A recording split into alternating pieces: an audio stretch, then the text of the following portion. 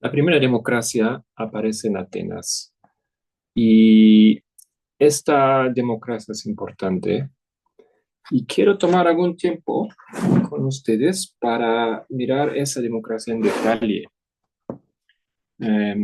¿Por qué? Pues porque la primera, y yo sugerí ayer, después un poco de la discusión que tuvimos con Marivin, con Kelvin y otros, que deberíamos enfocarnos en la teoría, primeramente, en la teoría de la democracia, y no tanto en la realidad, cómo se aplica y cómo se materializa en los países hoy en día. Em, entonces, voy a poner aquí una lista, vamos a empezar un nuevo capítulo, la democracia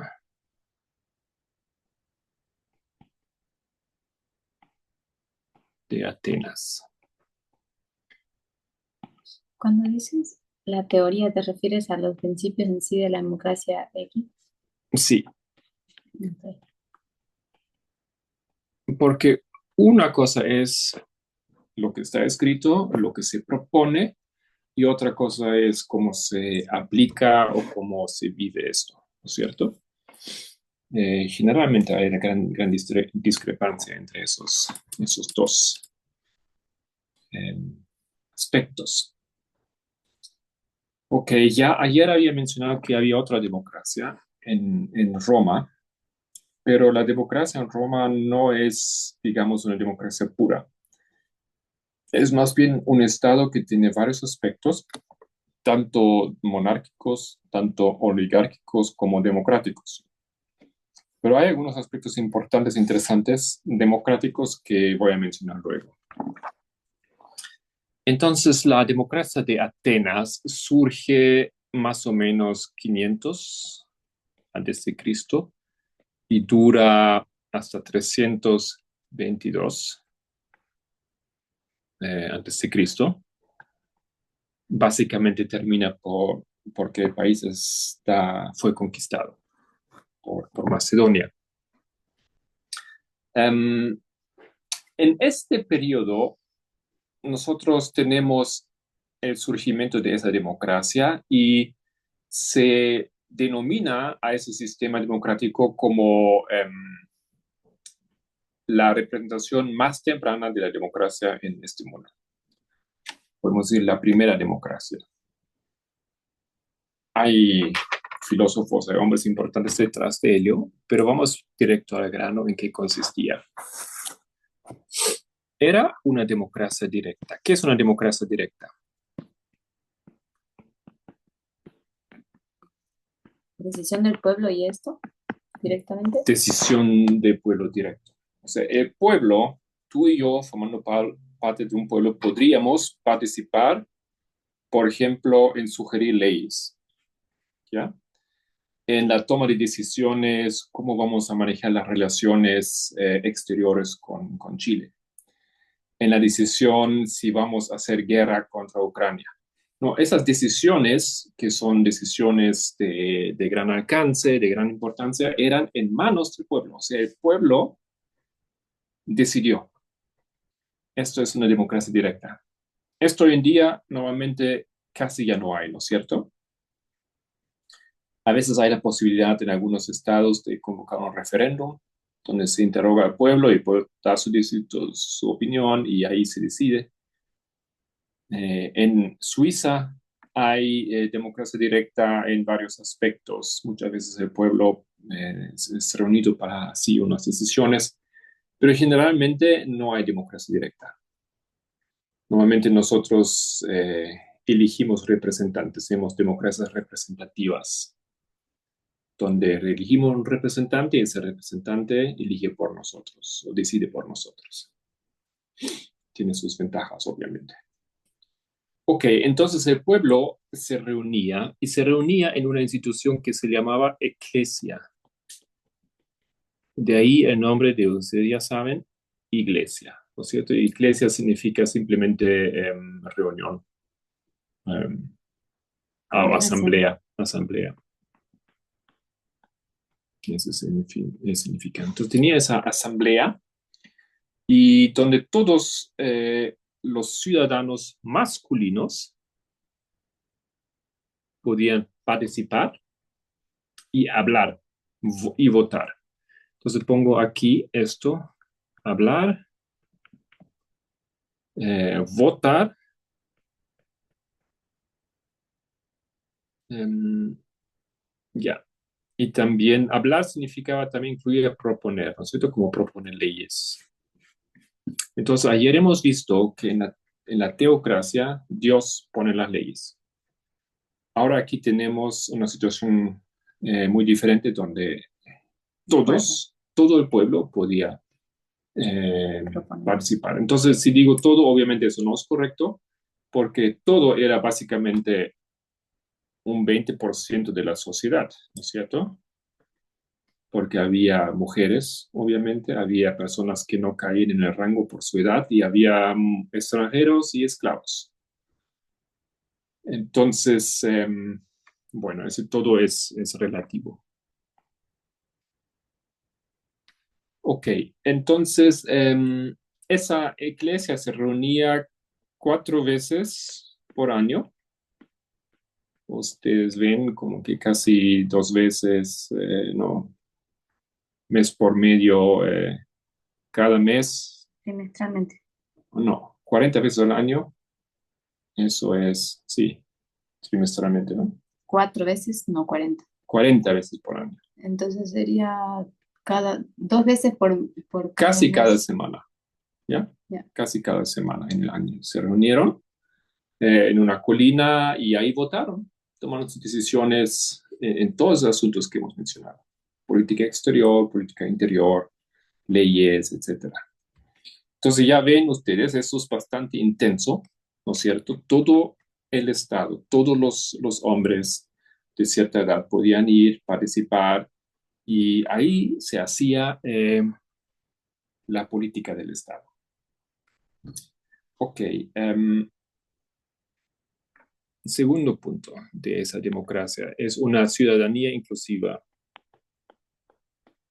¿Qué significa eso? Es inclusiva, pero fue limitada. O sea, todos los varones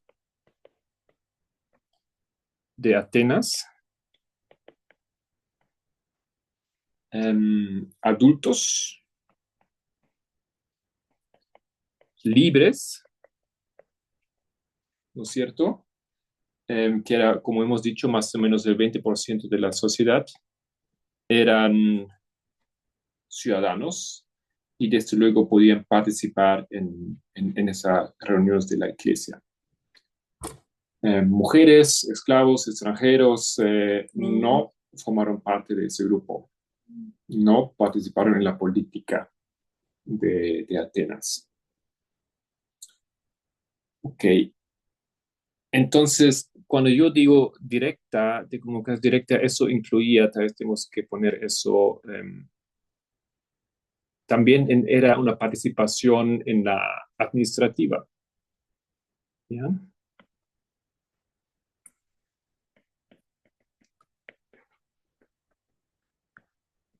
Por ejemplo, en cuanto a la justicia.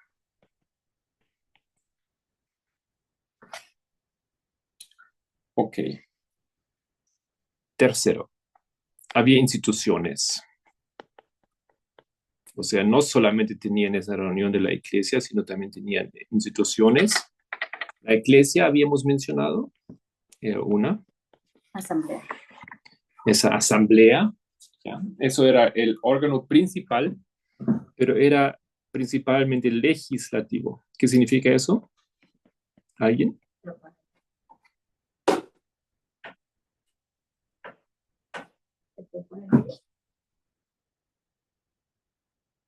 ¿Cómo? ¿Que propone leyes? Solange dice proponer leyes, exacto, ¿no es cierto?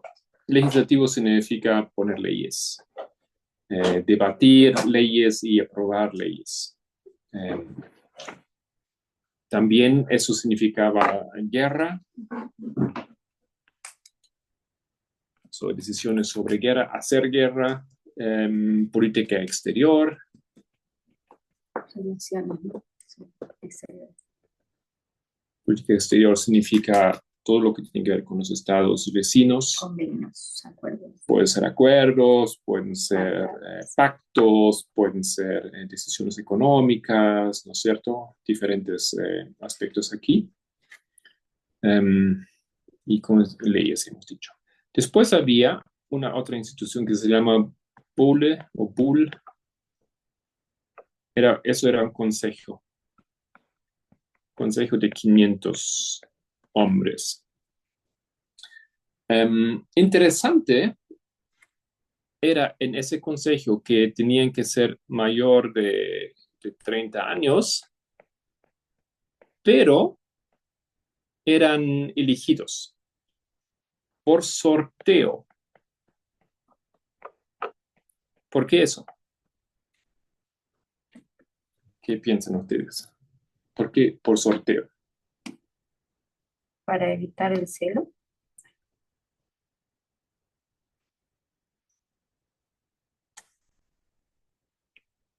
A ver, participen un poco si pueden. Porque había mucho competencia o algo así, tal vez. ¿Competencia? Ajá. ¿Pero cuál es el problema de la competencia?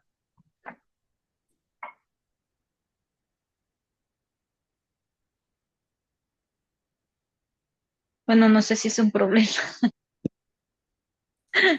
¿Qué permite o qué garantiza un sorteo?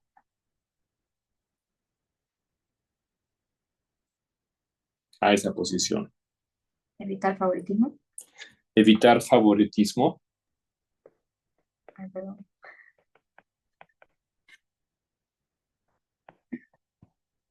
¿No es cierto? En un sorteo tú no puedes imponer tu riqueza o la influencia de tu familia, ¿no es cierto? O tus conexiones o tu capacidad de hablar y de convencer a otros. Eso es un sistema que permite realmente un equilibrio. Cualquiera podría ser elegido, sea pobre, sea campesino, sea famoso, orador, era filósofo, lo que sea, ¿no es cierto? Y así tenemos un equilibrio y como nosotros diríamos, democrático de la sociedad. Porque ahora, eh, lo que formaban ese consejo de los 500, fíjense que eran muchos, ellos establecieron la agenda de la iglesia, de la asamblea, y también implementaron las decisiones de la iglesia. Es así como un órgano ejecutivo, ¿no es cierto? Normalmente un Estado, eh, la rama legislativa, la propone, elabora y finalmente formula una ley. Pero esa ley, el órgano legislativo no la puede sacar, ¿no es cierto? Solamente la tiene escrito y la entrega entonces al área ejecutiva.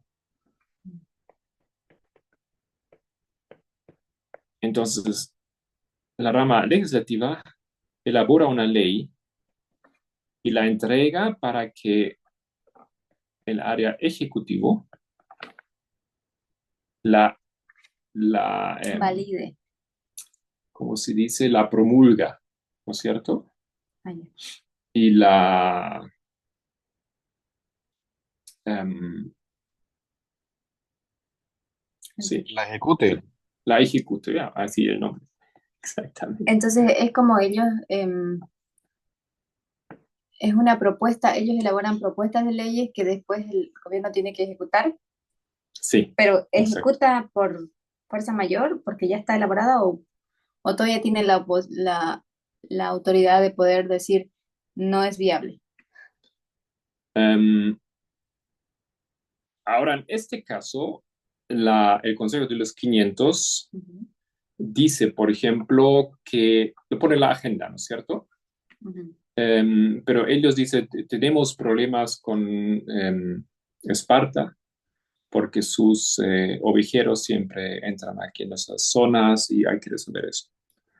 Entonces la iglesia, la asamblea, elabora un decreto o un tratado con Esparta, una ley, y una vez que la han hecho, la devuelven al Consejo de los 500, y los 500 ahora lo ponen en práctica. Dicen, ok, ahora vamos a enviar un mensajero, vamos a enviar un diplomata para Esparta, vamos a poner militares en la frontera. Esas cosas hace el Consejo de los 500.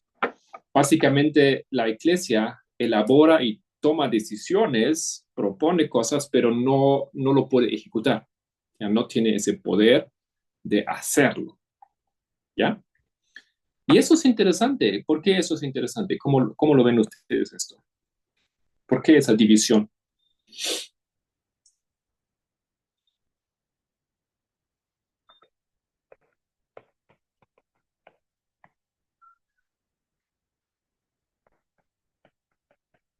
¿Para qué sirve eso? ¿Por qué tan complicado?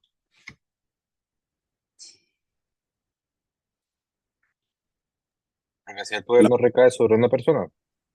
No recae sobre una persona, o la iglesia eran todos, ¿no es cierto? Pero en ese caso no era una persona. Tal vez para que el poder no recaiga solo sobre algunos, sino que haya un balance, un sistema que controle un poder al otro de cierta forma. No es cierto, es como lo dice Solange aquí, esa palabra es importante, un balance. Y creo que eso es la idea de Kelvin también, ¿no es cierto? Tenemos un balance, porque en la misma iglesia, si ustedes se imaginan una reunión de muchos, no todos van a hablar. Hay personas que tienen el don de hablar, hay personas que no tienen vergüenza de hablar, hay personas que saben imponerse, hay personas que hablan realmente de una manera que convence, ¿no? Y ese peligro está ahí. Aunque todo el mundo puede participar, hay un peligro que algunos dirigen la opinión, porque lo hacen muy bien.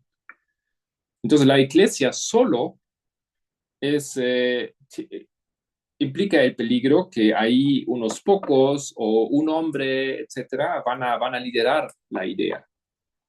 Entonces todavía tenemos aquí un cierto balance porque tenemos un consejo de los 500 donde realmente todo el mundo puede ser parte de los hombres, etcétera. Y eso garantiza un equilibrio, cierto equilibrio, por lo menos. ¿No es cierto? Ok. Hay otra institución que es la Heliaya. Heliaya. Esto es la corte popular. Un tribunal de jurados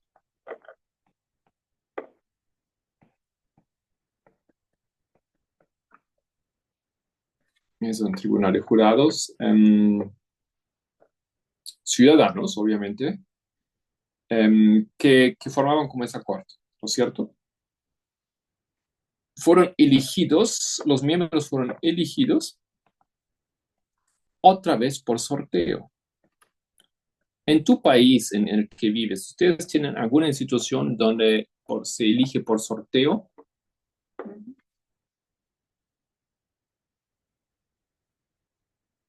A ver, piensan, a ver si saben.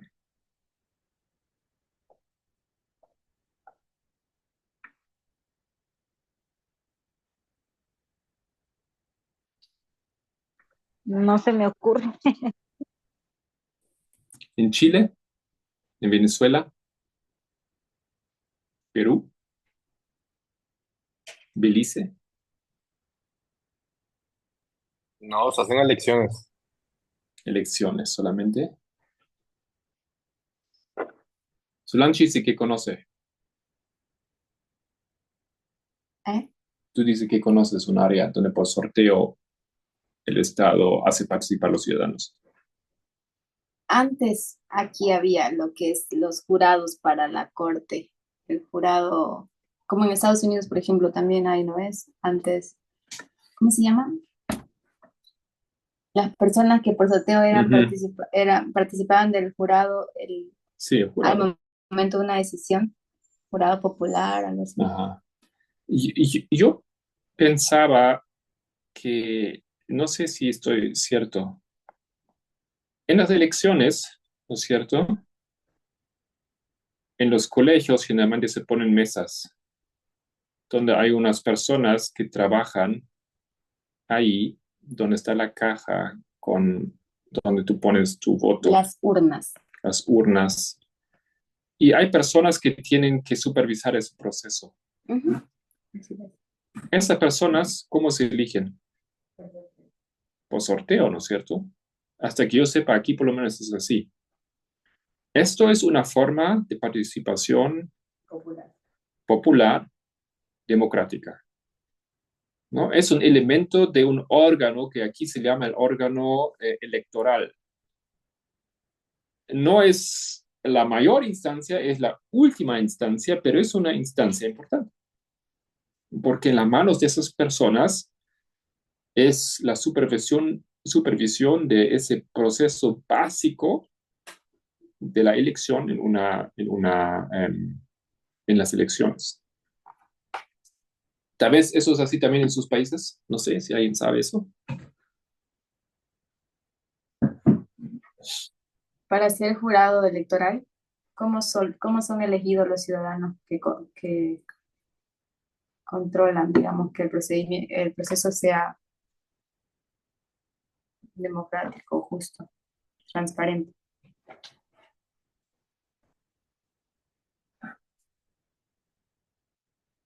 Y eso también hay yo recuerdo en Alemania hay también eso que dijo Solange al comienzo, que en la corte también te pueden, al alzar en Perú, dice Matías, ¿no? También sí hace exactamente, es por sorteo. Entonces, eso garantiza que tenemos una partición muy amplia de personas sin saber en qué estado, qué nivel financiero ellos están en la democracia. Y aquí ustedes ven que hay dos órganos importantes. Si ponemos nombres ahora, la Helaya era la corte, entonces es el órgano, eh, Electoral. no, es, ¿cómo se llama? Judicial. Judicial. Hemos visto que la Bule es el, podemos decir, el órgano ejecutivo Ejecutivo. y la iglesia es el órgano legislativo.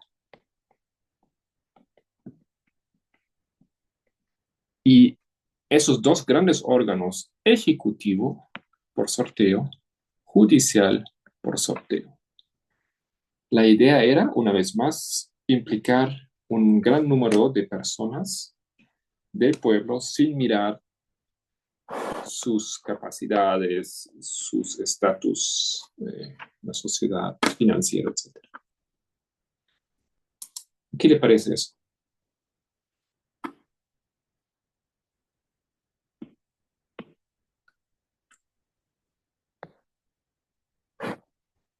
Bueno, vayan pensando su opinión sobre esos sistemas, porque estamos tratando de entender la primera democracia y la calidad, tal vez podemos decir, desde el punto de vista de nosotros, del sistema democrático. Había más cosas. Por ejemplo, había el sistema de lotería. ¿En qué se, no es eso lo que hoy tenemos como lotería, ¿no es cierto?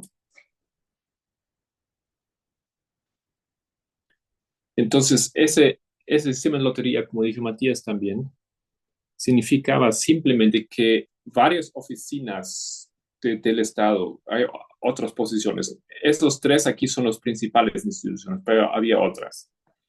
Otras posiciones fueron ocupadas por el sistema de lotería. Entonces, así se garantiza que cualquiera puede ocupar un puesto, un cargo público, ¿ya?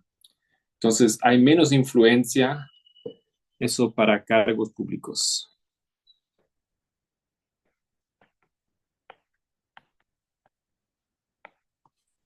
Entonces así se reduce la influencia de la riqueza o qué personas tenían por nacimiento. Y ahora, otra cosa muy interesante.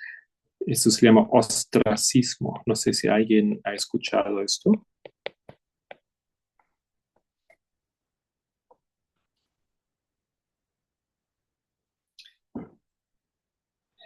Ostracismo es un sistema donde la iglesia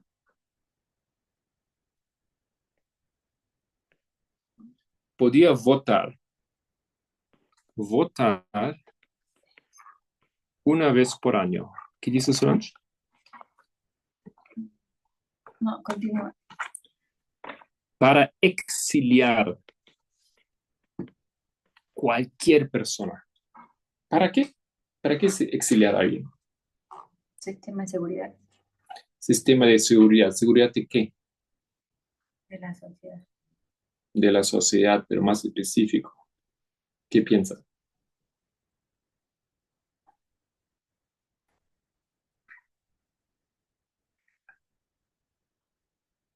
Esa persona sería exiliada por, fíjense, 10 años. A otro estado, a una isla, ¿no es cierto? ¿Quién podría ser exiliado? ¿Qué piensan? ¿Qué haría sentido ahora en ese sistema democrático que hemos visto hasta ahora?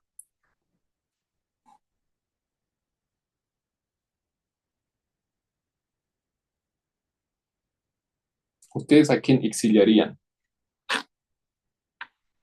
¿Qué- Tiene que ser a alguien político, o Ya, sea, alguien que esté en el poder y que no, porque es un destierro, ¿no?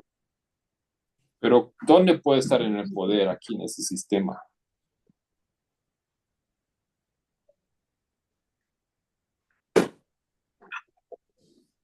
Si tú estás en esa asamblea donde se junta para proponer leyes, para tomar decisiones legislativas, ¿te ocurre alguna persona que tú propondrías para decir, mira, ese personaje habría que exiliar, vamos a votar? ¿Qué características tendría que tener esa persona?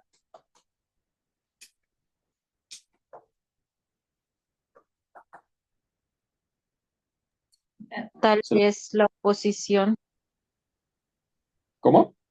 Tal vez la oposición, o ¿Solamente porque oposición a tus ideas? ¿Eso es democrático? no, no No, exactamente, ¿no? Pero estoy diciendo porque ¿a quién se exilia? Una persona, podríamos decir una persona mala, ¿no? O alguien que no es considerada como apto para, o que haya o sea, hecho tú dices algo, no sé. alguien que, por ejemplo, todo el tiempo roba las ovejas de tu coral, de persona mala. Esa ya me aburre. Vamos a votar, hay que sacarla de aquí por 10 años. ¿Algo así? Podría ser, sí, pienso. No sé si tú conseguirías muchos votos ahora en esa asamblea, En esta política. pero tal vez depende de tu argumentación, ¿no es cierto? Matías dice alguien que incita a la sedición.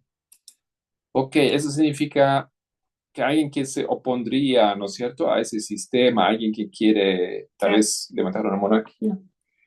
Yo diría más bien alguien que atenta contra el sistema, como dice Matías, que representa, por ejemplo, una amenaza para la política o la ciudad, el país, el Estado.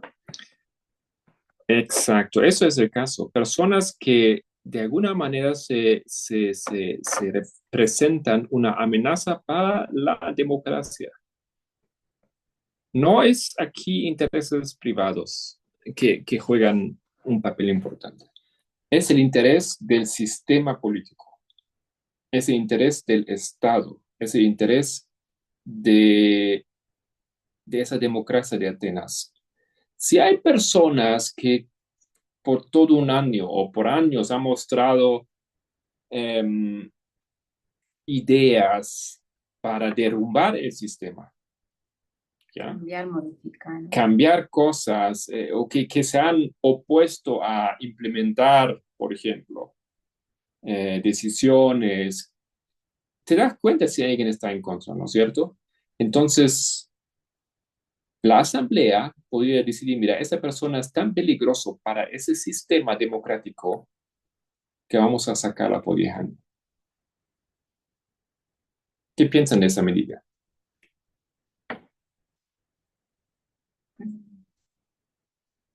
Puede parecer no muy democrático, Puede parecer no muy democrático. ¿Por qué? porque es lo mismo, ¿no? Una persona que piensa diferente o que tiene una visión diferente no es capaz de, es como para ese sistema no encajaría. Entonces, una medida fácil es deshacerte de esa persona y no tratar de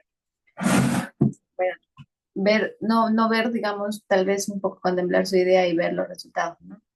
Pero yo creo que no es una decisión tan simple tampoco que se tomaba, sino más bien bastante bien pensada, medida las consecuencias, como se dice. Ujú.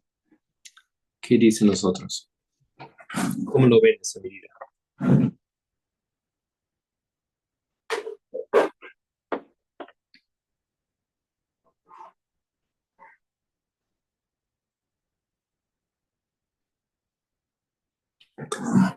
¿La implementarían ahora en su país hoy en día? O existe en el país, creo. Estados Unidos puede realmente tomar la decisión en su rama legal, legislativa, de sacar a Trump, porque es muy claro que él presenta una amenaza para la democracia de Estados Unidos. Entonces él puede elegir si quiere ir donde su amigo en China o en norte de Corea. Creo que Estados Unidos hizo algo así con este hombre, ¿cómo se llama? Whistleblower. Whistleblower, Mm. no. ¿Cómo se llamaba él? Manning, No. El que destapó todo el espionaje de Estados Unidos. el que se huyó a Rusia. Ese. Porque de cierta forma también le quitaron la ciudadanía y todo, ¿no? No la quitaron. Sí, Assange. No, Assange no es tampoco. Assange. Pero Ahí se me fue Assange el es nombre. australiano, ¿no? Se me fue el nombre. El otro. Snowden. Snowden, ese. Gracias, no. No, nada de eso. O sea, el sistema, hoy no conozco ningún estado donde puedas hacer algo así. ¿Por qué? Porque en una democracia hasta las ideas más locas y de las minorías pueden tener su lugar, ¿ya? Hay límites de la ejecución de una idea, de la expresión de una idea, siempre y cuando empieza a ser un peligro para otros, pero no la pueden sacar por nada más. Entonces, el ostracismo, es una medida que yo no conozco, que se implementa hoy en día en algún lugar, pero en aquel tiempo tenemos que imaginarnos, es la primera democracia. Es un sistema nuevo, un sistema joven, y es un intento donde todos estaban convencidos, o una gran mayoría estaba convencidos de que quieren eso, pero obviamente tenemos amenazas, porque esa democracia no empezó así porque ya vamos a hacer democracia ahora. Y el rey, mira, yo no quiero ser más rey, y me parece mejor ese sistema. Obviamente no fue así, ¿no es cierto? Atenas sufrió bajo líderes autócratas y se deshizo de esas formas de gobierno y quisieron proponer un gobierno mejor. Pero obviamente había conflictos de intereses, había familias que querían mantener ese poder. Entonces, Atenas impone un nuevo sistema, el pueblo quiere una reforma, quiere un nuevo sistema, pero la amenaza sigue, ¿no es cierto? Y para proteger ese sistema joven de democracia, entiendo yo, ellos tomaron esa decisión que, mira, tenemos que protegernos de una manera, somos vulnerables, es nuevo, y implementaron esa posibilidad. Y mira, la persona no es ejecutada, esa persona no pierde la ciudadanía, em, pero es una amenaza fuerte. 10 años no puede estar ahí, ¿no es cierto? Ok, esos son sistemas ahora políticos que vemos y ustedes se dan cuenta que algo muy interesante está pasando aquí, porque ese sistema ya implica muchas cosas de lo que hoy una democracia tiene. La participación del pueblo, aquí en esa forma directa, al comienzo. Tenemos la iglesia, eso es la asamblea, es el órgano legislativo. Tenemos un concepto de ciudadanía que tiene sus límites. Tenemos un órgano ejecutivo y tenemos un órgano judicial. Y tenemos un cierto balance entre esos órganos, ¿ya? Porque la toma de decisiones no está con uno solamente. Entonces, esos son elementos súper importantes y básicos para una democracia. Y nosotros tenemos esto más o menos, como hemos visto, 500 antes de Cristo. ¿Qué más? Este sistema fue radicalizado, se dice. Democracia a una fase radical bajo un hombre, Pericles. Entonces estamos hablando aquí de más o menos 495, 429, 70 años, vivía él, no sé muy bien en qué fase, pero vemos como que bastante al comienzo de la democracia, esa democracia fue radicalizada. Um, ¿Y qué lo hizo radical? Pues había más reformas en cuanto a la participación. Eso incluía, por ejemplo, pago para funciones cuando servías como jurado o en los cargos públicos. No solamente eres votado y tenías que participar, sino también recibías un sueldo para eso. Entonces, eso significa que alguien quien es pobre sí puede tomar ese rol, ese papel. Porque si tú eres campesino y tienes que servir ahora en los órganos públicos todo el tiempo, tal vez simplemente no podrías, porque dice, mira, yo no puedo faltar en el campo. Eso va a ser fatal para mí. Pero si tienes pago, entonces la cosa era aún mejor, ¿no? Había más participación todavía de personas que tal vez si no podrían. Ok, finalmente tenemos el final de esa democracia ya hemos dicho, por una guerra. Primero la guerra del Peloponeso. Y después tenemos la conquista por Macedonia.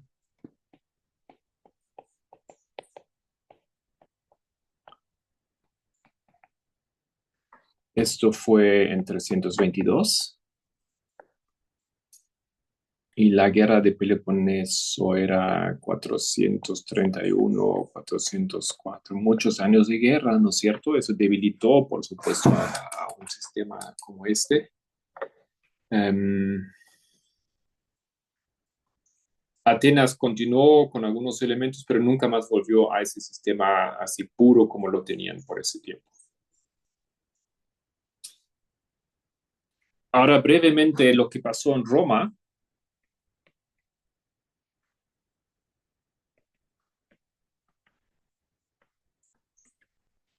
Es un poco diferente, porque hemos dicho que Roma no era una democracia de por sí, era una república y tenía elementos democráticos.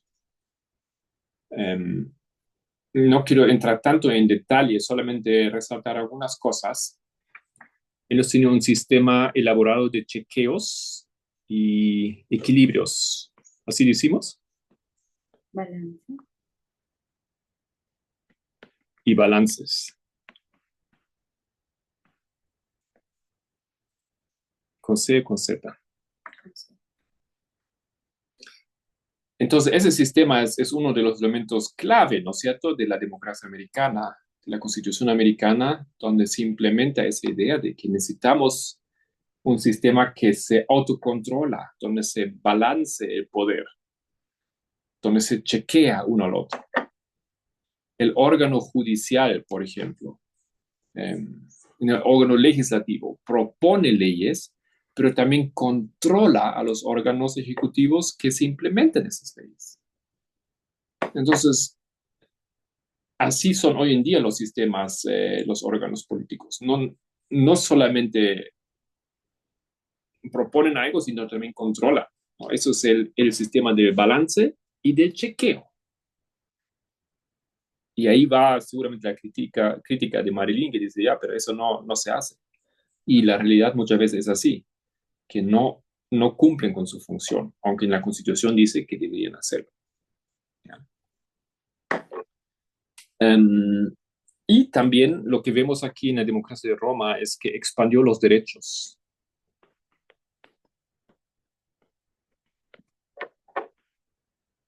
Los derechos de quienes, pues del pueblo, especialmente de la clase plebeya,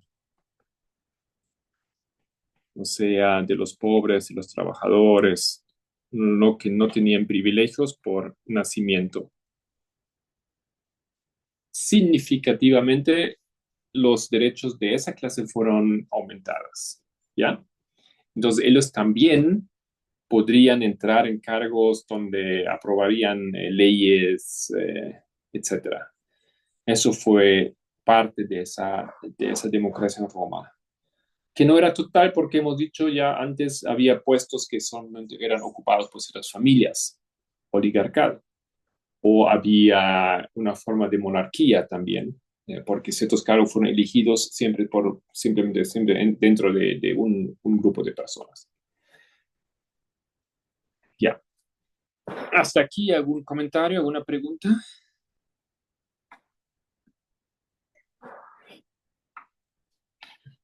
Eh, O sea, en antes cuando se habló del ostracismo, la pregunta fue si está bien ese tipo de Sí. ley Ujú. y en qué conclusión No me han sería. dicho nada, nadie Allá. opina. ¿Tú tienes alguna idea, una opinión, Matías? Eh, bueno, como dicen, ¿no? Si hablamos de democracia pura, pues estaría bien para mí. Pero si ¿Estaría claro, es bien? una democracia, o sea, en el caso de que él atente contra la institución, la política, contra todo lo que está bien, ¿no? Si es una persona. Pero no estoy hablando en sí de ese caso, creo que hoy en día, incluso con Trump, que él iba a ser, pues, ya hoy ha sido denunciado por el 6 de enero, por el ataque al Capitolio, pues, y también por el tema de los archivos, documentos que él filtró o se llevó. eh, Él quizás hubiera sido, pues, ya alguien que no hubiera podido, pues, postular, ¿no? Nuevamente. Claro, Eso hubiera sido bueno, pues. De hecho, porque él está dañando la democracia. Incluso el tema también de negar las elecciones, negar los resultados, también es atentar contra la democracia. Bueno, ya lo hemos estudiado varios. Creo que ese punto de de negar los resultados ya es totalmente antidemocrático, ¿no? Y que siga postulando, pues me parece que es una amenaza nuevamente, como todos los especialistas dicen, que otra vez él vaya también a tratar de ensuciar las elecciones y negar los resultados nuevamente, ¿no? Entonces él no debería postular ya. Políticamente él debería estar sancionado. Igual acá en mi país hicieron eso contra un expresidente que disolvió el Congreso y ahora como sea quieren que ya no pueda postular, ¿no? ujú, Eh, y lo han denunciado constitucionalmente, entonces sería bueno si entre comillas él hubiera hecho mal, pero no, él hizo lo correcto. En ese momento, pues, el Congreso era el que quería manipular todo, ¿no? Entonces, no había contrapesos, como dicen ahí, ¿no? Que una democracia tiene que tener un balance. separación de poderes. Entonces, no había eso en ese momento. Y ahorita tampoco, ¿no? Pero justamente ese Congreso que no quiere que nuevamente él postule porque para ellos es una amenaza contra sus intereses, no contra la democracia en realidad. Eh, pero bueno, no sé, en el templo de los griegos no sé cómo ellos lo veían también, ¿no? Sí, no escuché bien porque ahorita como estoy con unas visitas, pero Ujú. ellos desterraban políticamente, pero no a la persona de la ciudad, ¿no? ¿Eso entendí? No, no, no, no, no. Físicamente. Te Al- mandaron a otro país, a una isla. bueno. Exiliar literalmente. Mira, en el ostracismo, ellos exiliaron a una persona que fue considerada una amenaza para la democracia. ¿Ya? Entonces, es una cosa si haces cosas como Trump. Él hizo cosas. Entonces, va el proceso que tiene el Estado para protegerse de personas que quiebran la ley, ¿no? Y eso está ahora en la decisión, si quebró la ley o no. Tiene consecuencias. Entonces, ese proceso, ese camino hay, ¿no? También en ese estado, porque aquí ustedes ven que hay un sistema judicial. Si tú haces algo contra el Estado, si tú quieres las leyes, entonces el Estado tiene medidas, hay el sistema judicial para eso. Pero en el ostracismo yo entiendo es un poquito más que eso. Es también prevención, ¿no? Si ven que una persona puede llegar a ser una amenaza porque ya se muestra de esa manera, porque ya intentó cambiar cosas, y porque ya reunió gente, porque está diciendo ciertas cosas. Entonces eso yo lo entiendo más como una medida preventiva de excluir a esa persona de ese estado. ¿Ya? Y en los sistemas políticos de hoy en día no conozco la posibilidad de hacer esto. O sea, no simplemente porque una persona es una amenaza, la puedes eh, desterrar o la puedes cortar. No hay esa posibilidad. Siempre y cuando la persona hace cosas, entonces corre el camino legal y entonces puede haber un juicio, una investigación. Consulta. Entonces Juan sufrió ostracismo. Sí, ¿Quién? Juan, Juan. sí. Bueno,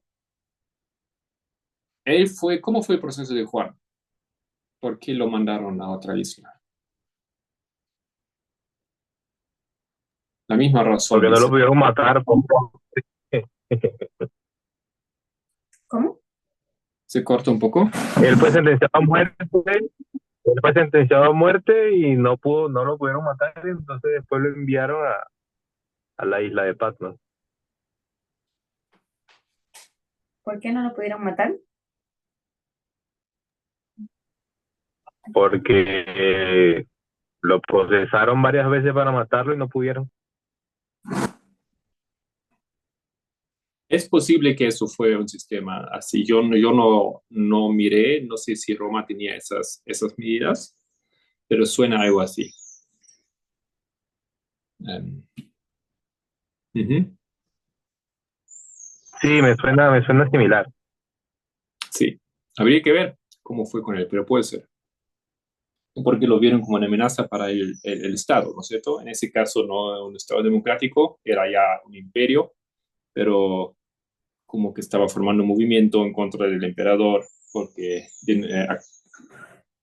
anunció la venida de un nuevo reino de los cielos en la tierra, etcétera, ¿no? Ok, interesante.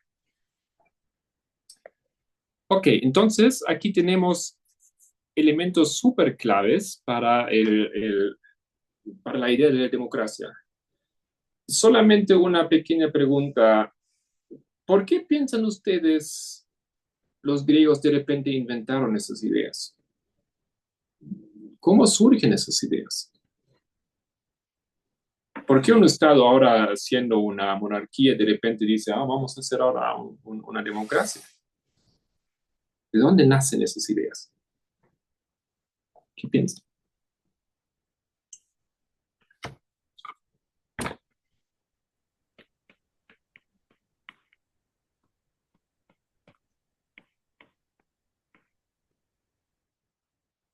¿Por qué alguien quisiera una democracia?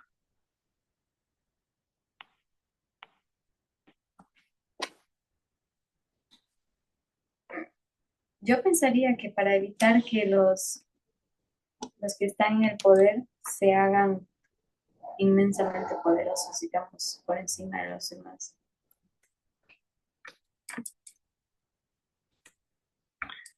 Evitar, Que el Yo poder, creo que perdón, ¿cómo lo pones? Disculpa. que el poder esté sobre unos pocos. Poder limitado, En exclusivo. manos de unos pocos. ¿Ya? ¿Ya? ¿Alguien estaba diciendo algo? Yo pienso que la democracia o se llegó a la democracia fue una consecuencia, podríamos decirlo así, a los modelos de gobierno política anteriores. Entonces, fue como una oportunidad de mejora, viendo cómo los otros modelos, en cierta forma, llevaban a que las decisiones las tomaba una sola persona, que eso era contraproducente para el general, para el pueblo.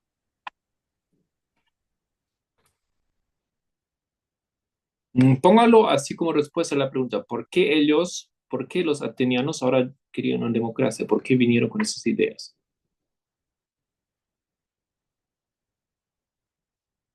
Solange dice por qué ellos querían evitar el poder, que el poder esté en manos de pocos.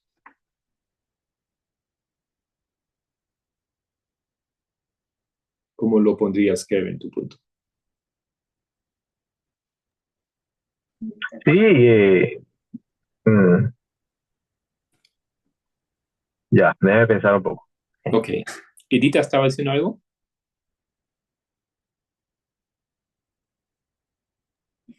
Bueno, sí pensaba en el sistema de justicia, ¿no? Es como algo más equitativo, se anda buscando eso, porque si ves, no solamente se quedó con un mismo sistema, a lo largo de todo el tiempo se fue, se fueron viendo diferentes formas, entonces pienso yo que se busca eso, ¿no? Ese modelo de justicia, no sé si está correcto decir justicia equitativa, la verdad no sé, pero es algo así, ¿no? Como un control o un equilibrio podría decirse. Entonces tú dices que el pueblo quería un equilibrio, quería más justicia. Algo así, sí. Equilibrio en la toma de decisiones.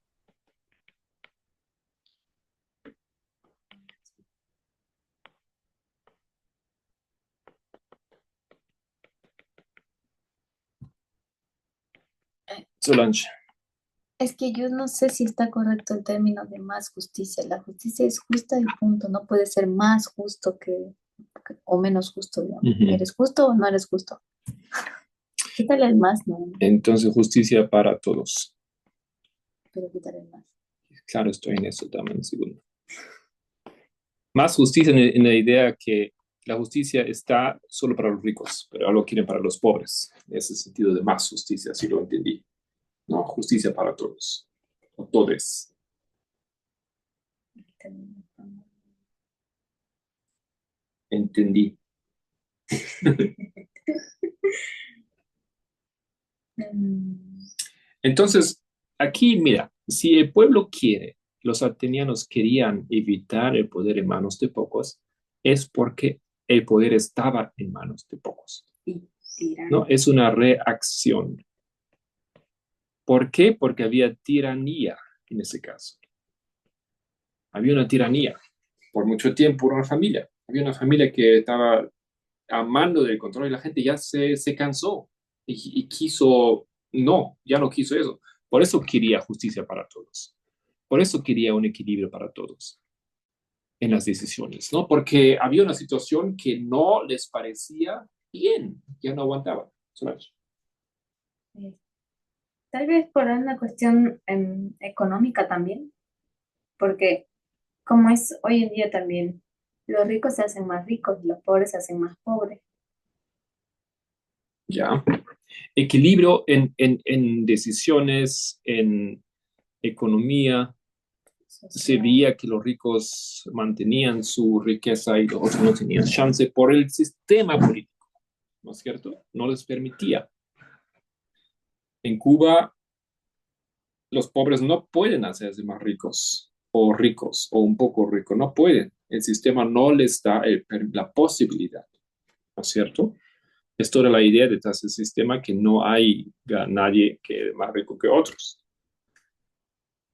Ahora, esa idea aquí que usted ha mencionado, sí, son muy importantes. Lo que dijo Edita, creo que podemos resumir eso bajo un término que ellos tenían. Ese término es isonomía o isonomía.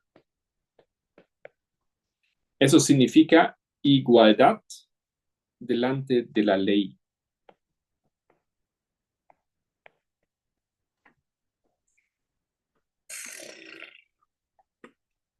Interesante, ¿no es cierto?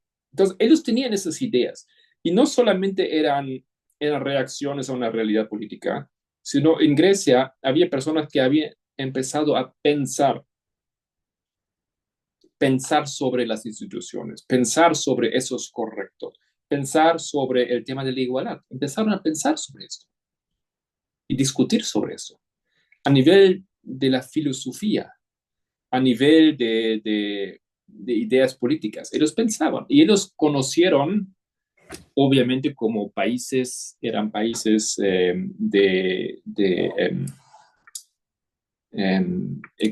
¿cómo se llaman? Exportaron, importaron, eran viajeros, ¿no es cierto?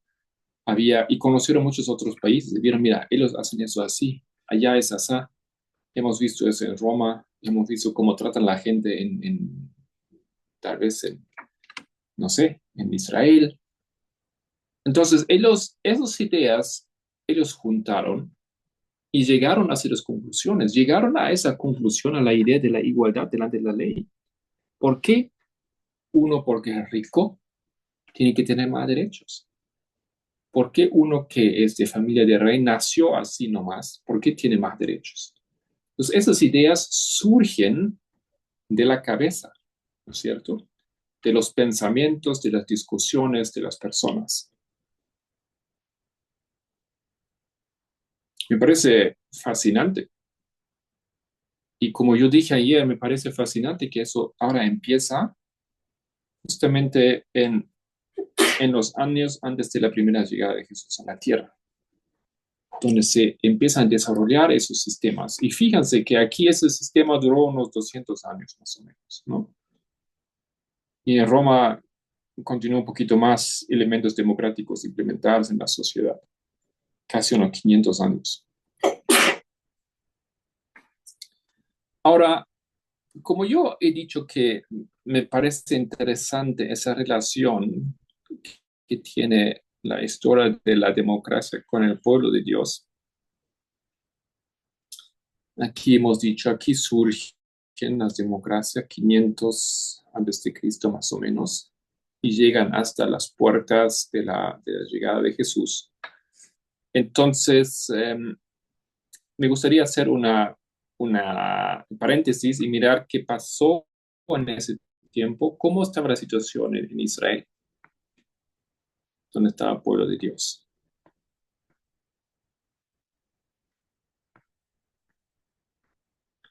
Y nosotros de Israel, ¿qué tenemos? Sí, decimos Israel, pero no es correcto, ¿no es cierto?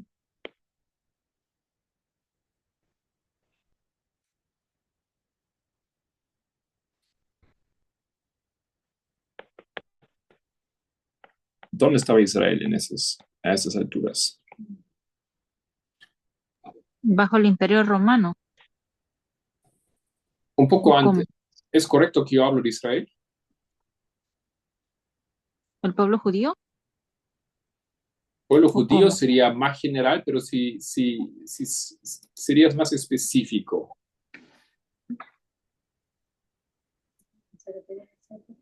Podemos hablar de Israel, literalmente. No había Israel, ¿no es cierto? ¿Recuerdan la división de los reinos? Israel, Judá. ¿Qué pasó con Israel? Había caído ya. Mucho antes, ya no había Israel, ¿no es cierto? Conquistado por los asirios, llevado a cautiverio y nunca más volvió. Entonces, en el mapa, aquí donde tenemos las 12 tribus arriba y los dos abajo, eso arriba ya no estaba, ya por mucho tiempo.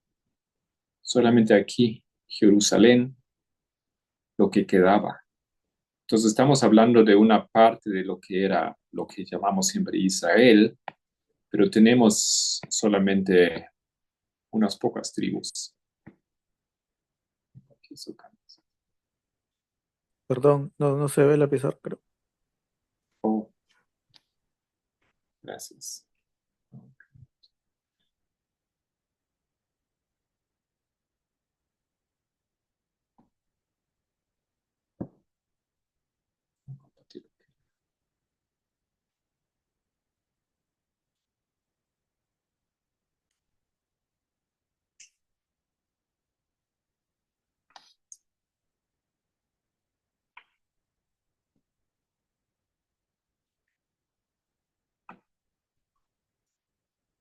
Simplemente estaba diciendo si eso es aquí el mapa de Israel.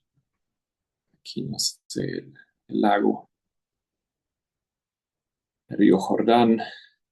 Entonces, si tenemos aquí las 12 tribus de arriba y las dos de abajo, y aquí está Jerusalén. Esa parte de arriba ya no estaba por mucho tiempo. Ya por cientos de años ya estaba llevado al cautiverio, fueron llevados, no se fue conquistado.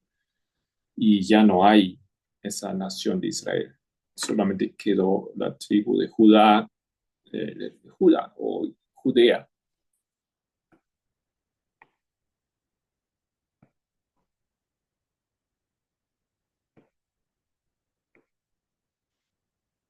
Yo pongo Judea porque eso fue el nombre que le fue dado como provincia de Roma, pero me gustaría recapitular un poquito esa historia.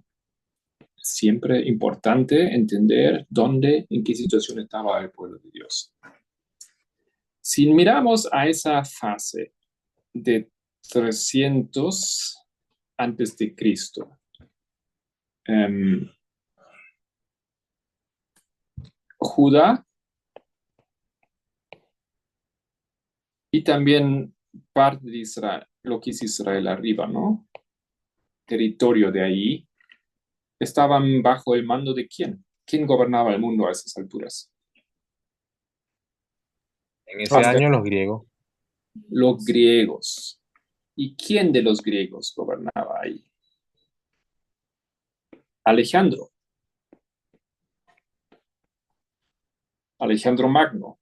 Ustedes recuerdan que él entró en Jerusalén, le abrieron los portales, él dejó que se puede seguir con sus reglas, con su gobierno, con su religión, pero estaba bajo el control y sometido al imperio de Alejandro. ¿Ya? Alejandro muere alrededor de esa fecha, ¿no es cierto? 31, 23, algo por ahí. Y tenemos entonces otra fase que se llama la fase de los... no. Diádocos, ¿no? ¿Cómo? ¿Diálogos? Diádocos, ¿no? Diádocos, exacto. Pero Eso. ¿quién específicamente de los diádocos gobernaba esa parte? ¿Atila? No, Atila es otra etnia. Kelvin, ¿recuerdas? Estoy echando cabeza ya. Solange. Yo estoy recordando también. Había 4, digamos, a fin de cuentas. Ayúdame. Estaban los Lisímaco, Ptolomeos, Lisímaco, Sandro. Ptolomeo, Seleuco. Seleuco, Casandro. ¿Quién estaba en control de Israel o de Judá?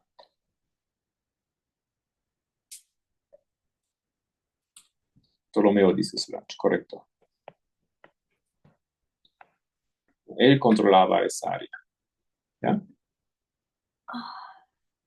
Entonces aquí tenemos en esa historia tenemos una influencia fuerte helenística, se dice, ¿no? ¿Recuerdan la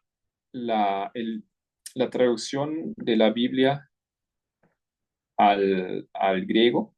Que eso fue hecho en Alejandría. Ptolomeo financió esa traducción, que llamamos la Septuaginta. Septuaginta. No, quinta.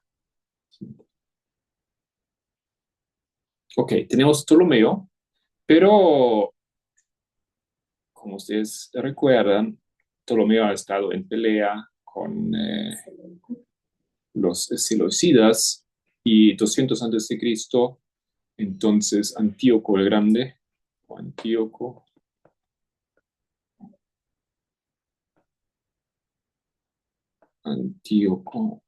no, el tercero, el Grande, en una batalla que se llamaba la batalla de Panio, ¿no? Conquista Ptolomeo o las tropas de Ptolomeo y se incorpora esa parte. Entonces tenemos aquí, y ahora estamos hablando ya, estamos llegando cerca, ¿no es cierto? Cerca. ¿Y por qué me importa eso? Porque pues estamos viendo aquí una cosa muy interesante en cuanto a la democracia. ¿Qué estamos viendo? Progreso. ¿Qué progreso? De Alejandro, por ejemplo, tener esa autonomía, a Ptolomeo perder la autonomía, y en Antíoco eh, pasa a ser una democracia directa. No. Democracia muere aquí, Okay. 300, ¿no es cierto? Pero sí, así pensaba, un estancamiento de la democracia. Sí, pero tenemos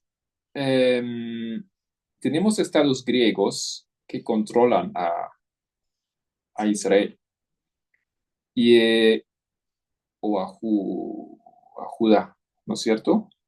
Yo simplemente estoy pensando, creo que el impacto cultural de Grecia, las ideas griegas de gobierno, tienen que haber influenciado y tienen que haber llegado al conocimiento de los judíos, ¿ya?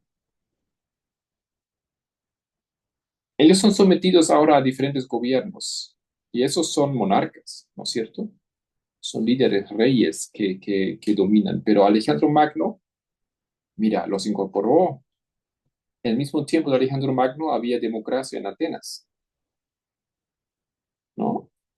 Judíos ahora se mueven dentro del imperio, pueden irse dentro del imperio, muchos se van de Judea, se van a ciudades griegas, la cultura, el idioma se implementa. No sé si recuerdan que instituciones como el gimnasio fueron exportados a Jerusalén. ¿No? Tenemos ahora de repente personas del Sanedrín que participan en gimnasios, en esa formación deportiva de jóvenes.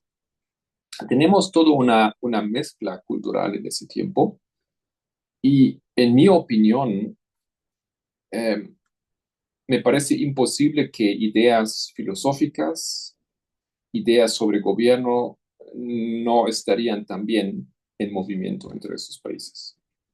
Y por lo menos ellos podían ver lo que pasa en Atenas.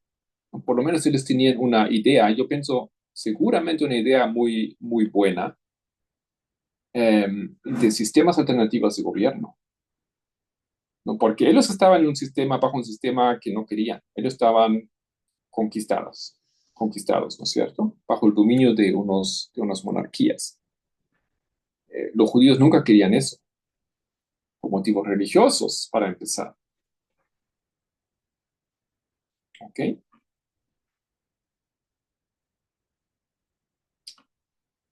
¿Alguna idea hasta aquí? ¿Todo bien?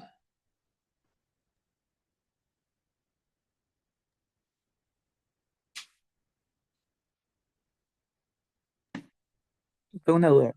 O sea, Sí.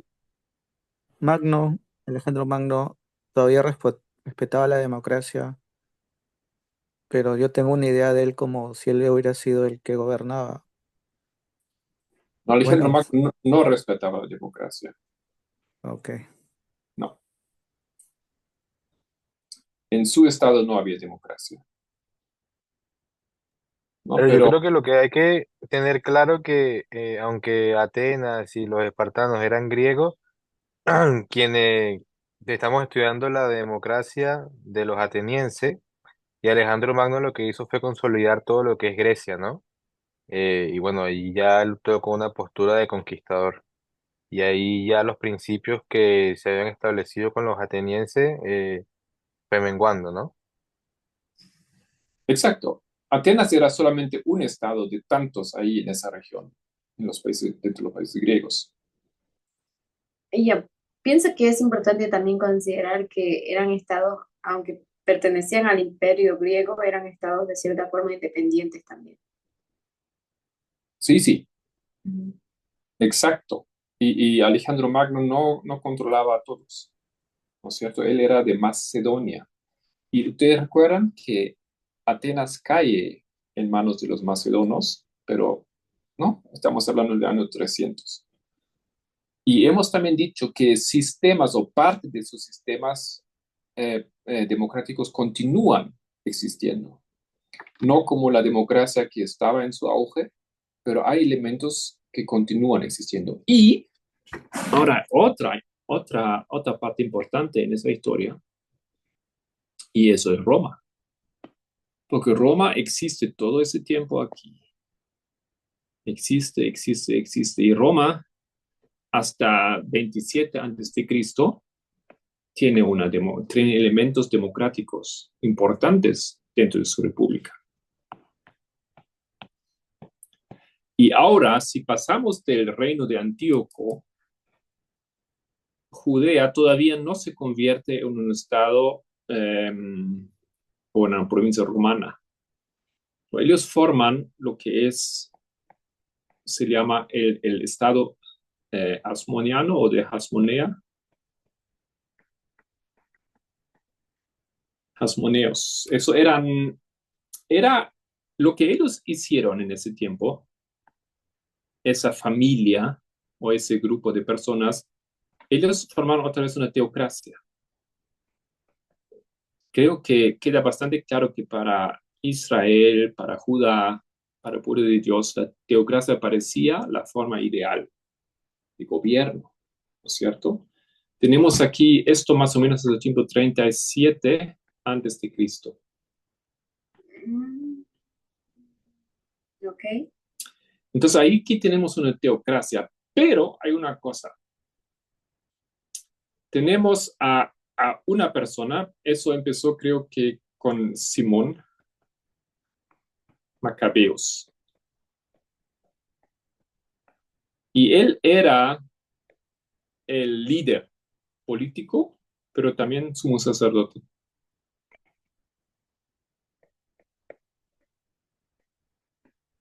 Entonces, obviamente, puedes imaginarse qué pensaban los fariseos. Sí, bueno, ¿Que era bueno? buen modelo para los fariseos, teocracia. Todos están de acuerdo, le parecía un buen modelo eso de los asmonianos Para los fariseos, para los fariseos. pues, depende de su Dios. ¿Qué piensan los fariseos del gobierno de los hasmonianos, de que Simón Macabeos es declarado el sumo sacerdote y también el líder político del pueblo, en una idea teocrática? Que en cierta forma estaba mal porque él no iba a velar los intereses de Dios, sino más lo del Estado. No se mezcla la política con la iglesia. El Sanedrín, los fariseos, ¿cómo verían este nuevo gobierno?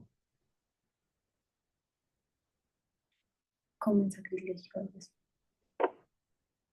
Como un sacrilegio. ¿Por qué? Se mezcla política y Estado. No. Lo eligieron los romanos. ¿No? Porque lo eligieron los romanos, Los romanos todavía no estaban en control. no estaba ahí. Los romanos vienen después. Ah, porque no viene del linaje de los sumos sacerdotes, creo. Exactamente. Ya. No, el sumo sacerdote se transfería por linaje. Tenía que ser levita, ¿no es así? Sí, Sí o sí. Y Simón Macabeo no era levita. ni siquiera. Y eran un poco divididos porque la idea de una teocracia era obviamente lo que querían. Deshacerse del gobierno de extranjeros, eso no era lo que querían. Pero no lo querían así. Querían teocracia, sí lo querían.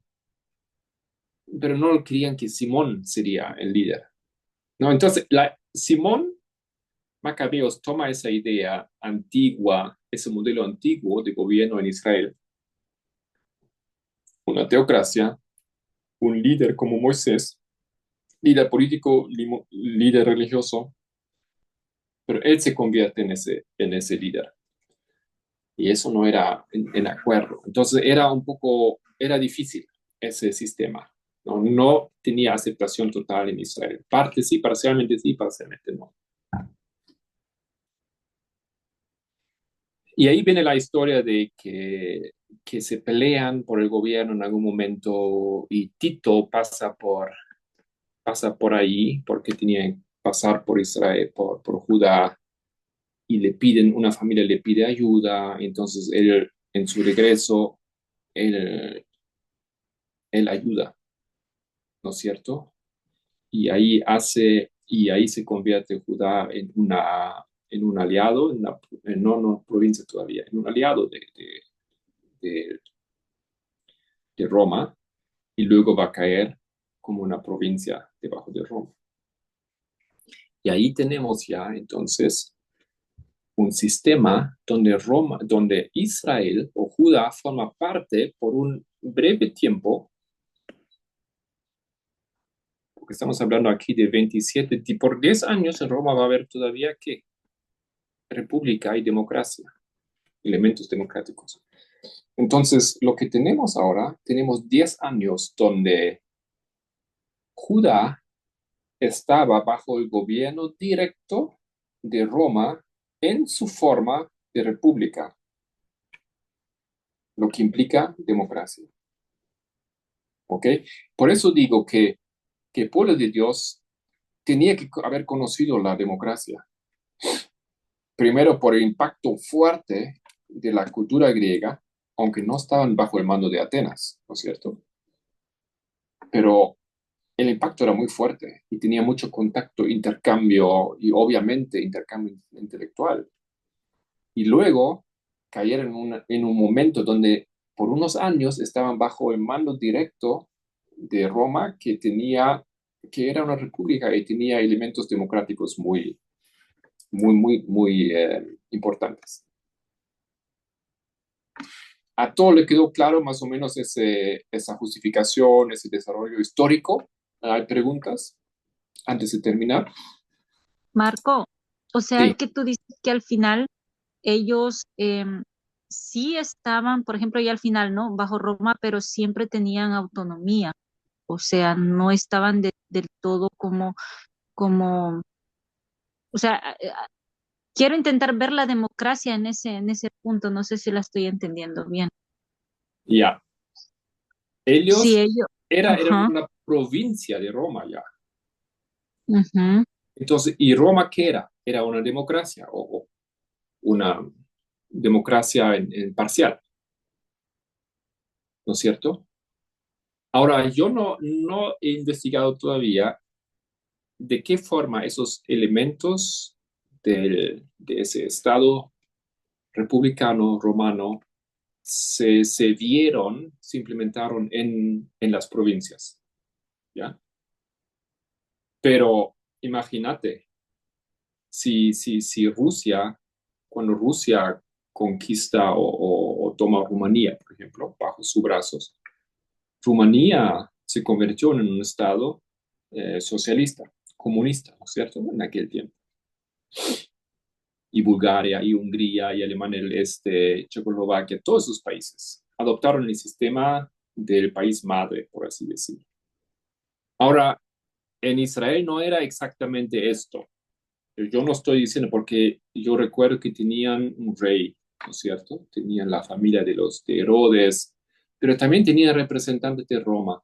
Y no sé exactamente hasta qué grado se implementó los elementos democráticos del país madre, de la República Romana. Pero sí tenemos unos 10 años donde estaban bajo control de una democracia. Y ahora sería interesante investigar un poquito más cómo esa democracia se implementó, tal vez en las provincias. Bien. En el juicio Jesús no fue como una demostración de la democracia. Mira, cuando nace Jesús, ya tenemos a Augusto. Y Augusto convierte la república en un imperio. Ya no tenemos una democracia en Roma. Pero eso no significa que elementos no sobrevivan, ¿no?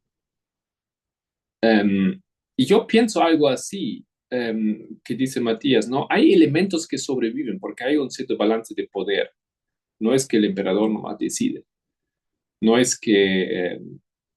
pero me falta un poco investigar y entender los detalles de esto. Pero entienden la idea, ¿no es cierto? Sí, claro. Yo tenía otra. Matías. Sí, sí.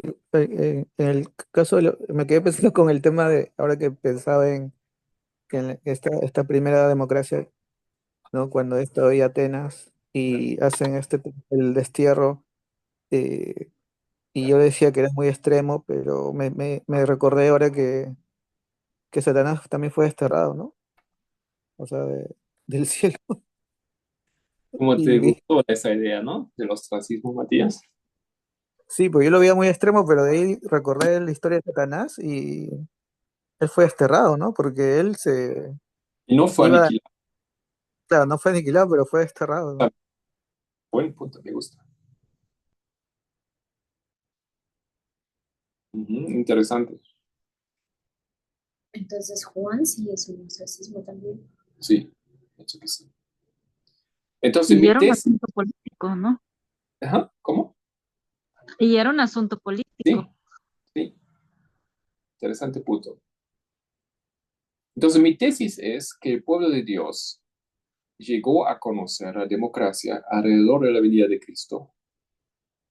Yo no sé qué probabilidades había que ellos adoptarían, ¿no es cierto? No parecen estar cerca de ello, pero deberían, en realidad, ¿no? El pueblo de Dios debería haber entendido la lógica de la democracia, el equilibrio de la sociedad, el equilibrio de poderes, la igualdad de las personas, la igualdad de la ley, porque tenían también elementos de eso en su ley, ¿no es cierto? Eh, yo digo, estaban muy cerca de conocer un sistema democrático, estaban bajo mando de una república con elementos democráticos. Y ellos mismos buscan un sistema político. Ellos pelean, se liberan, ya se liberan de los griegos, forman y vuelven a lo más antiguo que había, a la teocracia. Solange. Yo tengo una pregunta. Normalmente nosotros decimos que el mundo no tiene nada que enseñarnos, ¿no? Pero aparentemente los griegos tienen mucho que enseñarte, su historia. Entonces es como la democracia surge mucho antes de que Jesús venga, pero o sea, dentro de ese periodo de tiempo. Ahora, cuando llegue Jesús, se retoma. Mi pregunta es, ¿qué modelo ellos tomaron para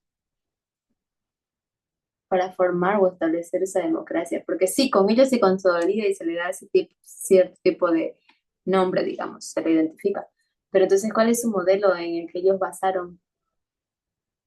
Porque no es que ellos lo inventaron, ¿no es? Los griegos. Sí.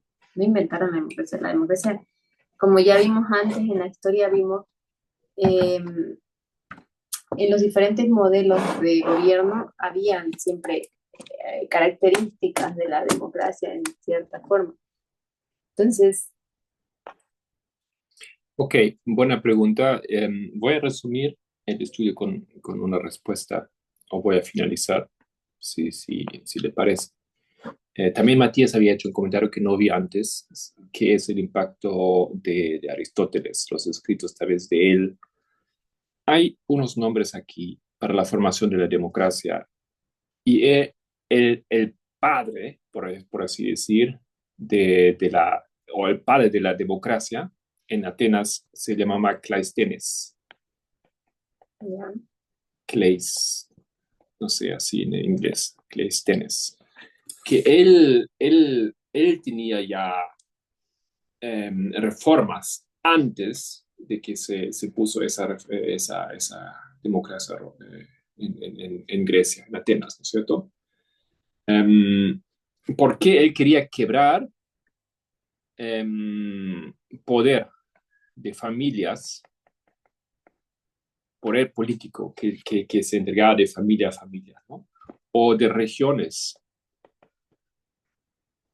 ¿no? Personas en cierta área, ¿no es cierto? Él vio eso como no correcto y entonces sus reformas quebraron ese poder de ciertas áreas o de ciertas familias, ¿no? Entonces él quería unir a Atenas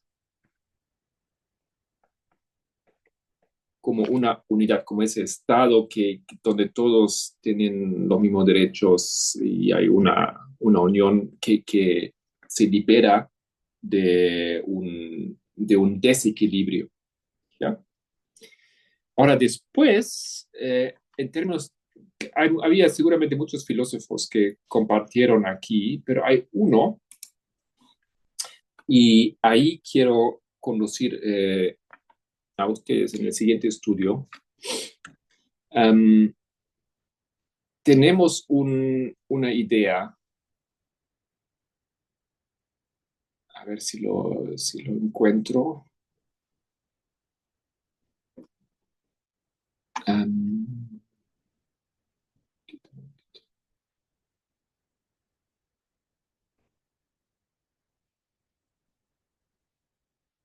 no, creo que lo recordé mal, porque yo estaba pensando en un filósofo moderno, que es Hegel, pero eso sirve para como una perspectiva de que viene en este estudio. Hegel tiene un concepto del fin de la historia.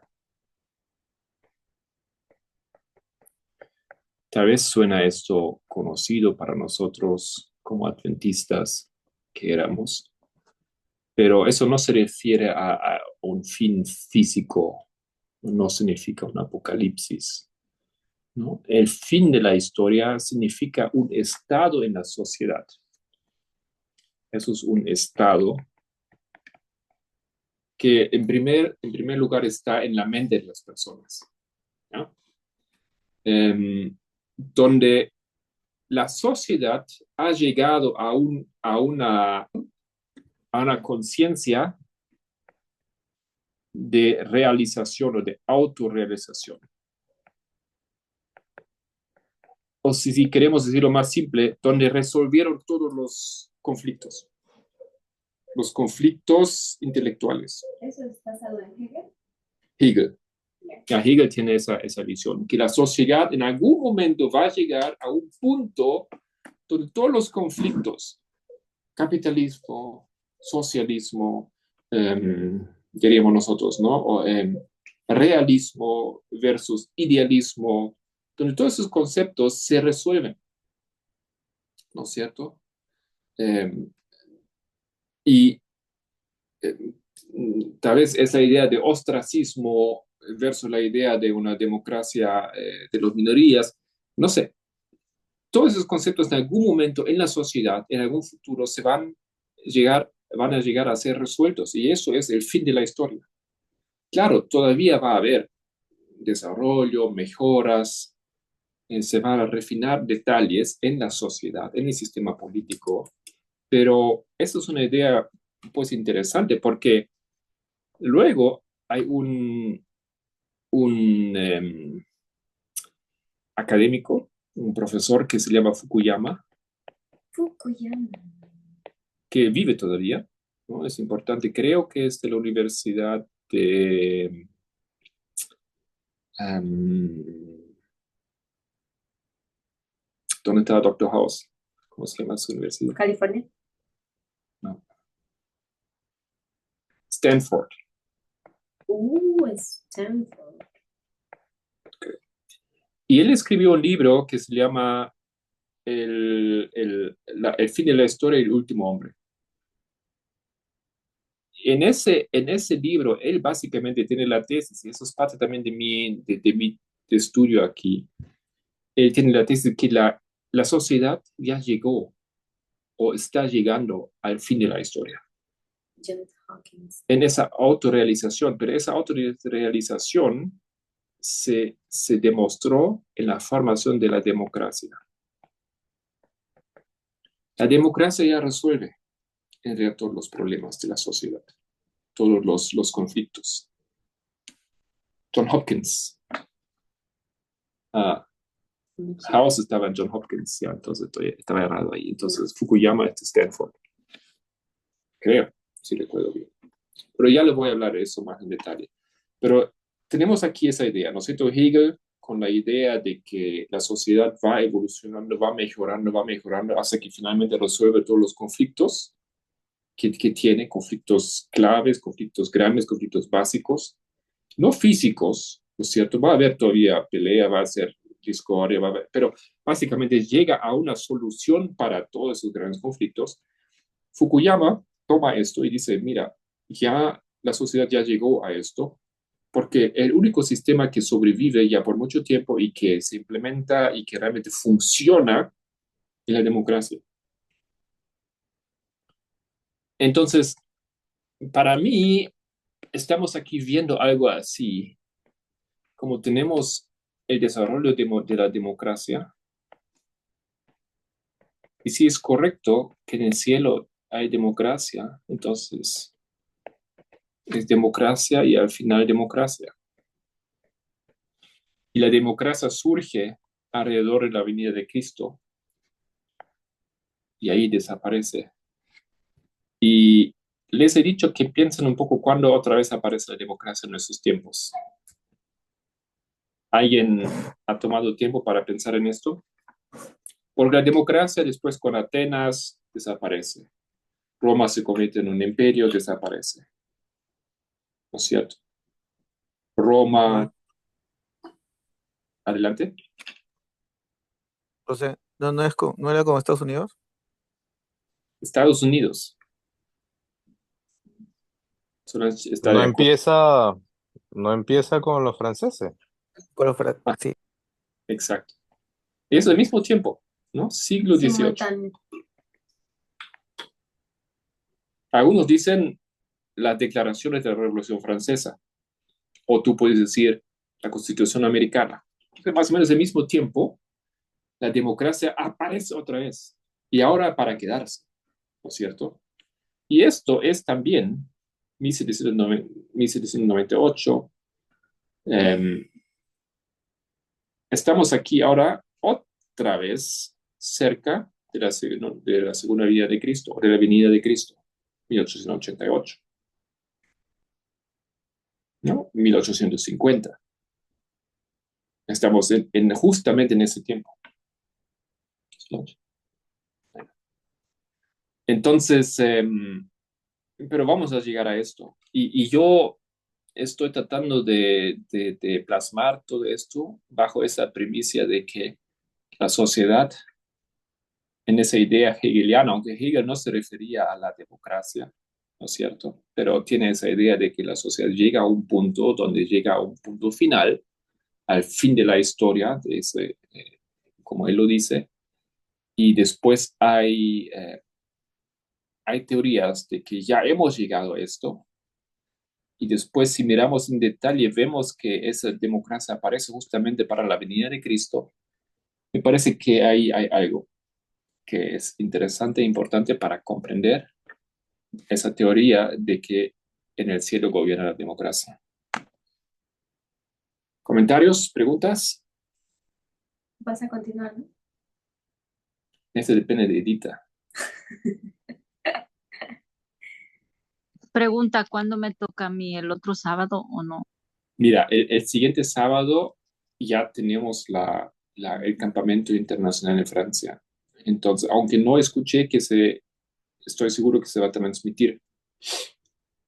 Entonces, el próximo fin de semana no creo que va a haber programa. El viernes podría haber, ¿no es cierto?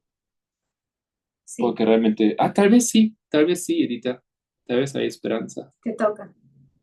Sí, porque el 21 recién comienza el seminario, ¿no? Que es domingo, ¿no? Ujú. Ya. Entonces sí podríamos hacer eso, pero vamos a hablar de eso en el grupo, ¿ya? ¿Algún comentario, si no?